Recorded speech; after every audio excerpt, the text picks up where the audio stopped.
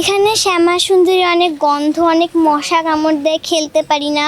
তারপরে গন্ধর জন্য এখানে ময়লা আবর্জনার জন্য কুকুর এসে থাকে, একটু হাঁটাচলা করলে ওদের ভয়ে আমরা ঘুরতে পারি না।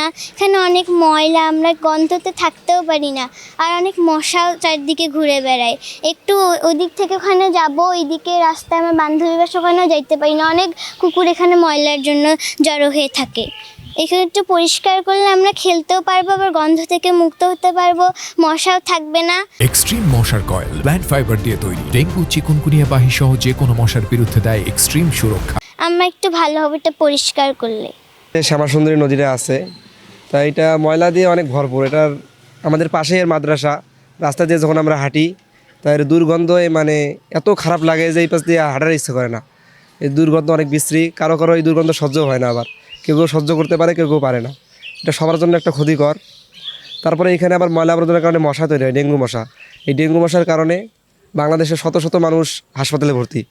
আমরা চাই যাতে এটা খুব দ্রুত পরিষ্কার করা হয়, তাতে আমাদের রংপুরের মানুষের উপকার হবে। হ্যাঁ, শ্যামা সুন্দরীর আবর্জনা আসে, দুর্গন্ধ ছড়ায়, অনেক সময় বিভিন্ন ময়লা জমাট থাকে, ওটা পরিষ্কার করা হয় না। আবার যখন ময়লা বেশি হয় তখন মশারও উপদ্রব বেশি হয় আর দুর্গন্ধ